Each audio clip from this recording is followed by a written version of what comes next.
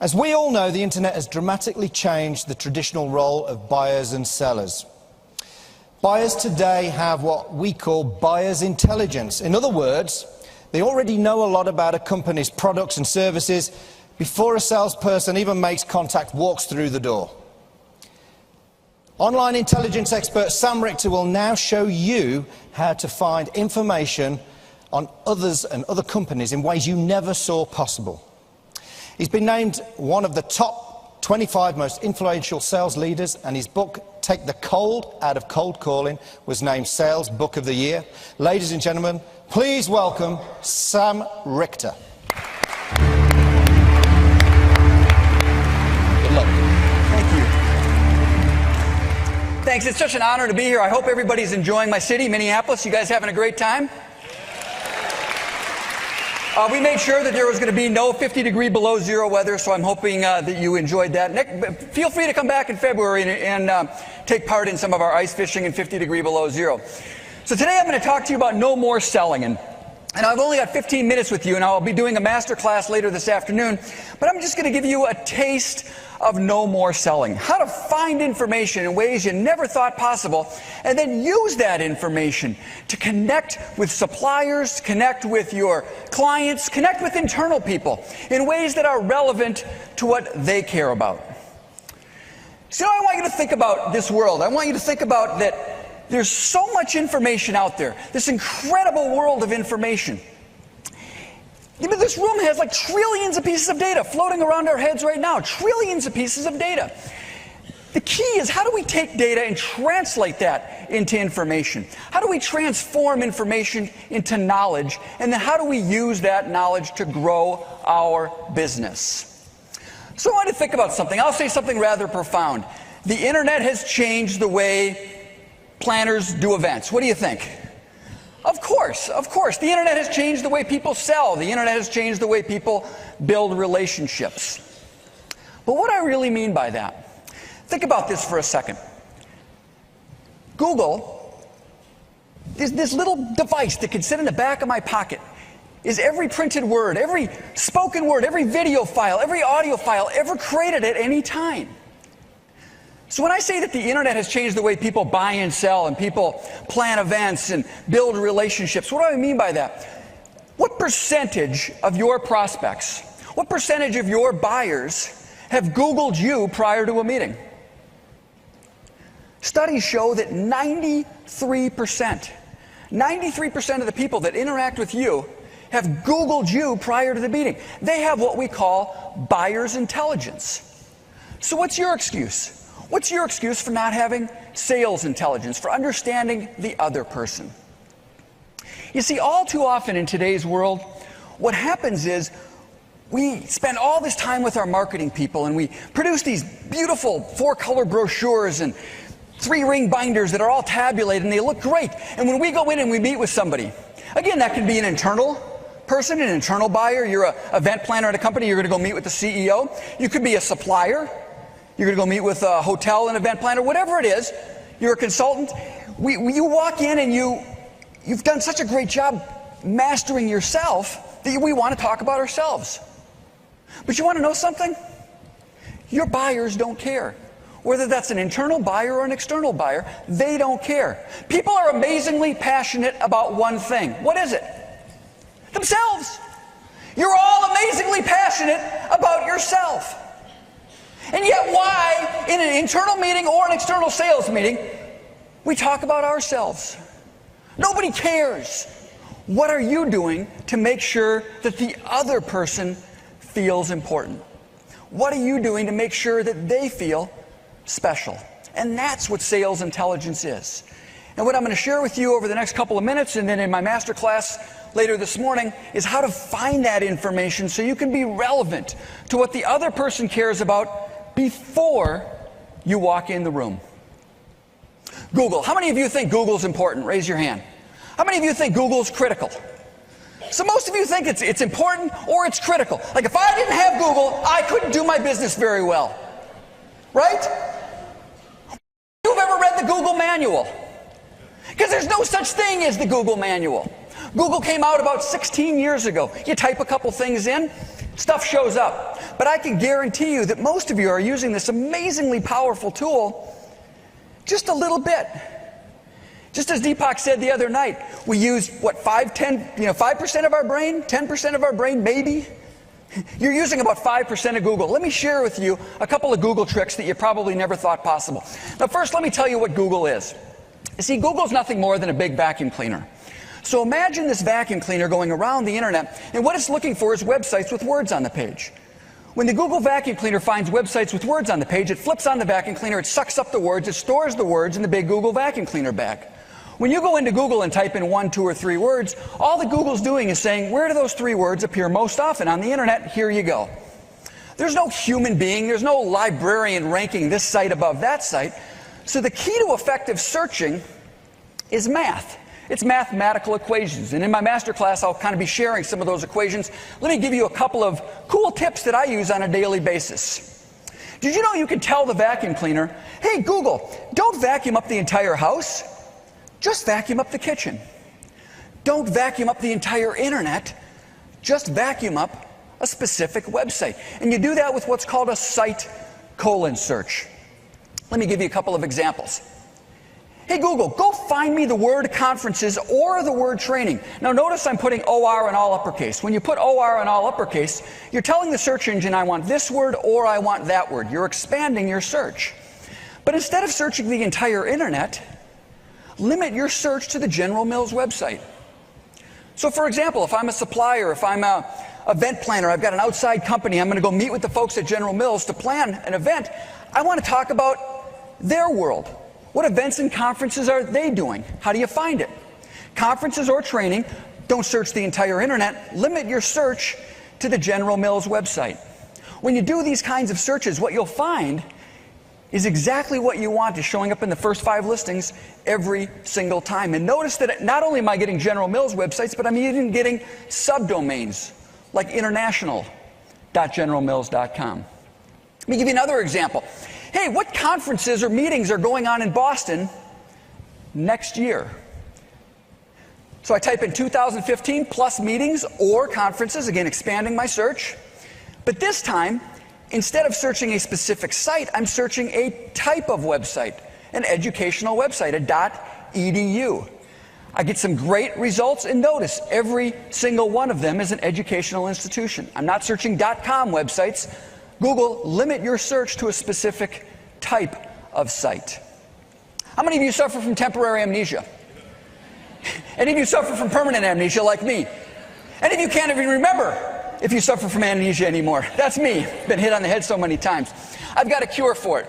I call it temporary amnesia assistance. Google calls it a wild card or an asterisk. How many times have you gone into Google and you just can't remember what you're looking for? That's me. Here's how you fix it. Hey, I met somebody. He works at Anderson something or other and Associates. Now notice how I'm putting my search within quotation marks. When you do a search within quotation marks, you're telling the search engine the words within quotation marks must be treated like an exact phrase. So it treats it like a single entity. So anytime you're searching for a proper noun, name of a person, name of a company, put it in quotes, you'll get way better results. So I met this guy, he works at Anderson something or other and Associates. I put the whole thing in quotes. I can't remember the stuff in the middle. Google fills in the blanks for me. Let's say that I know the guy's an attorney somewhere in Denver. I can add those other terms and Google fills in the blanks for me. Let's find all the vice presidents at 3M. How many of you would like to find job titles at big companies? Let's find all the vice presidents at 3M. Now I want to be clear. I'm not hacking into the 3M employee directory. I can show you how to do it. It's just a way more expensive presentation. So invite me back next year. Google, go find me all the web pages where the phrase, notice I'm putting in quotes, vice president of something at 3M exists. I drop in an asterisk. Google fills in the blanks for me. So that was a couple Google tips. Again, in my masterclass at 11:30, I'm going to give you a bunch more.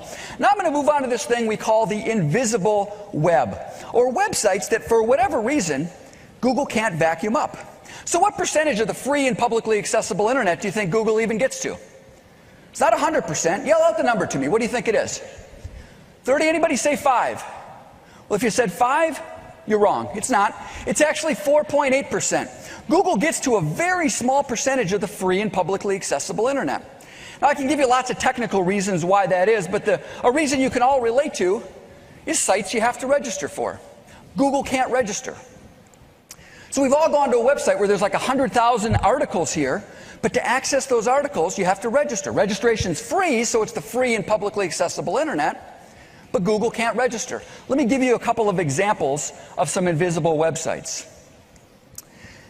Notice the search I'm doing. Now, I'm in Google right now, and I'm going to find Meeting Professionals International and Minneapolis. Now, one of the things I'll teach in my master's class is that before you go in and meet with somebody, what you want to do is find a newspaper article. Find a news article about the other person, so the first words out of your mouth are about them instead of you. And what I recommend is you go do a Google search. Again, Meeting Professionals International, put the whole thing in quotes, want to treat it like a phrase, add the word Minneapolis, and on the Google results page, you'll see this little tab called News. And I click on it, and there's nothing there. What do? There's an invisible website called YouGotTheNews.com. YouGotTheNews.com vacuums up every newspaper in the United States. Plus, there's a Canadian version and an Asian version as well. YouGotTheNews.com, from USA Today to the Edina Sun Current to the Lakeshore Weekly News, tens of thousands of newspaper articles. The exact same thing that in Google pulled up nothing, in the invisible website You Got the News, Meeting Professionals International plus Minneapolis, I pull up more than 5,000 newspaper articles. The exact things that I'm looking for. So if I'm walking in and I'm meeting with Miranda, I'm meeting with any one of you, I can pull up these newspaper articles and reference what's going on in your world. What do you care about? LinkedIn. In my master's class, we'll talk a lot about LinkedIn. LinkedIn's an amazing invisible website. It's an incredible networking tool. 6 degrees of separation. Who do you know that knows somebody that knows somebody that knows somebody that knows somebody that knows somebody that knows Kevin Bacon? LinkedIn's like, who do you know that knows somebody that knows Kevin Bacon? 300 million people with LinkedIn profiles. It's estimated that a new person is adding a profile or their resume every second of every day. There's no excuse for not doing a little LinkedIn search prior to a meeting, because the person you're meeting with most likely has a LinkedIn profile. Now, most of you search LinkedIn incorrectly. You go in, you type in somebody's name. Hey, I'm looking for Stephanie Thompson. She's a meeting planner and office manager at this company. And I type in Stephanie Thompson. LinkedIn says, great, we've got 773 of them. Which one would you like? Watch what you can do. Simple things. Just put Stephanie Thompson in quotation marks, because we want to treat the name like a proper noun, a phrase, and then add one word of the company. She works at this company called Actify. I pull up her profile. What do we learn? We learn where she used to work, where she went to school. What are the things she cares about? So, for example, she's interested in volleyball, outdoor activities, biking, working out, cooking, baking. How do you use this information? I mean, if I'm meeting with Stephanie, do I do one of these? Hi, Stephanie. Very nice to meet you. Say, I see you play volleyball. Do you wear those tight pants? No, you don't do that. You don't do that. You'll get shot. But what you're doing is you're looking for something cool that you can ask a great question on. So I might say that I see that on LinkedIn, on Stephanie's profile, she's involved with fundraising at the University of Minnesota, and she does work at the University of Iowa. For those of you not from Minnesota, that's like somebody who's a huge Yankees fan selling season tickets to the Red Sox. You just don't do it. Minnesota and Iowa doesn't mix. But what can I do? When I'm meeting with Stephanie, now I can ask a question. Hey, Stephanie, I was looking at your LinkedIn profile, and I see that you raise money for the University of Minnesota, and you do work for the University of Iowa. That's kind of like the Red Sox and Yankees. It doesn't happen. What's the story there? And Stephanie will tell you about how her husband was the #1 running back in the history of the University of Minnesota, and she was an All-American volleyball player at Iowa. And she'll talk about her kids and their sports activities. You're going to get an incredible amount of information that you can have a genuine and authentic conversation based on what she cares about, because I did a little bit of homework. Now, about this time in my presentation, you guys are getting a little freaked out. And you're like, okay, Richter, this is cool stuff. I think I want to attend your master class and learn more. But what are the bad guys doing? And unfortunately, the bad guys are doing a lot. I'm not going to tell you how I did this search, because I do like to stay out of jail. But I will show you the results.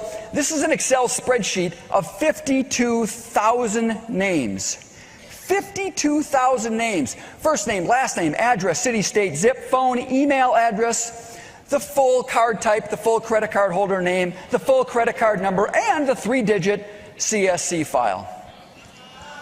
See, I bet you didn't think by attending the World Education Congress that you too can walk out of here with the beautiful home theater system paid for, but no.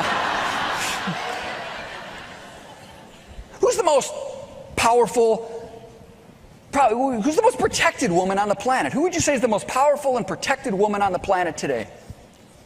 Michelle Obama, right? Does it bother you? It took me less than 3 minutes to find this. This is Michelle Obama's TransUnion credit report. Yes, this is the real Michelle Obama. Yes, this is her social security number. I'm the one who chose to pixelate it out because, again, I like to stay out of jail.